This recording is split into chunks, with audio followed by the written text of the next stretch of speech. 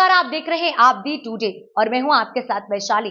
आइए रुक करते हैं आज की खास खबर पर। इस वक्त की बड़ी खबर झांसी से आ रही है। पहलगाम की घटना का बदला चुन चुन कर लेगी सरकार। जातीय जनगणना पर केंद्रीय मंत्री अनुप्रिया पटेल का बड़ा बयान।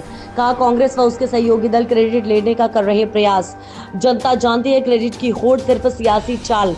पहलगाम हमले पर कहा, आतंकियों व उनके आकाओं को चुन चुन कर सजा देगी सरकार। कहा, भारत आतंकवाद के खिलाफ नहीं टेकेगा घुटना। अपना दल की अनुप्रिया पटेल झांसी शादी समारोह में शिरकत करने पहुंची थी।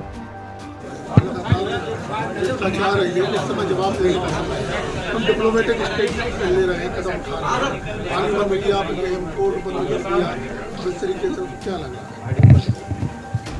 देखिए, माननीय प्रधानमंत्री जी ने पूरे देश को स्पष्ट संदेश दिया है कि पहलगाम की घटना के जो भी जिम्मेदार हैं, उन आतंकियों को भी और उनके सरपरस्तों को भी सरकार चुन चुन कर सज़ा देने का काम करेगी और उन्हें उनकी कल्पना से बड़ी सज़ा मिलेगी। और मैं देशवासियों को आपके चैनल के माध्यम से यही विश्वास दिलाना चाहती हूँ कि ये प्रधानमंत्री नरेंद्र मोदी जी के नेतृत्व वाली सरकार है। आतंकवाद के लिए हमारी सरकार की ज़ीरो टॉलरेंस की नीति है।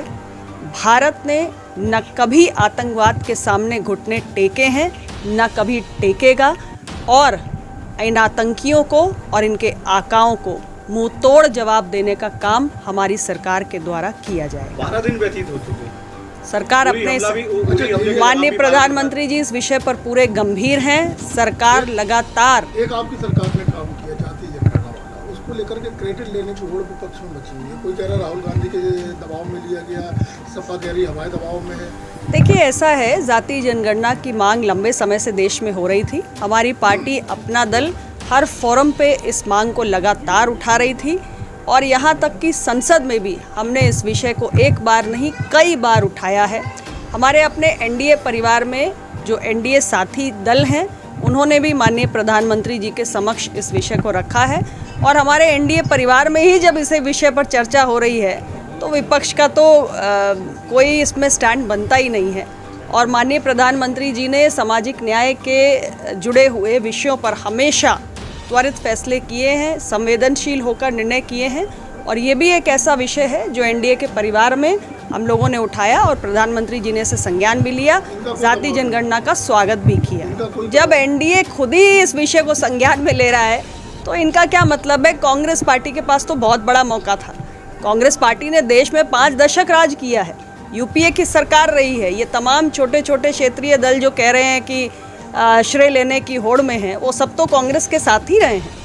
अगर उन्हें कास्ट सेंसस में निर्णय करना होता तो 5 दशक कम नहीं होते हैं और ये सारे साथी दल उनके साथ थे, तो ये निर्णय तब क्यों नहीं हुआ? ये निर्णय एनडीए की सरकार में क्यों हो रहा है?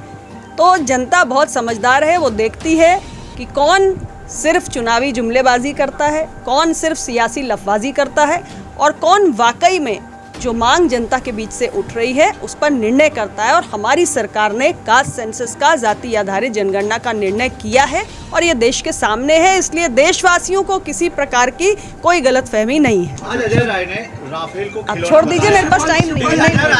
मेरे पास टाइम नहीं। शिवपाल जी ने कहा है कि करनी सेना आतंकी संगठन है। नहीं, मेरे को नहीं मालूम, मेरे को टाइम नहीं। Okay, thank you.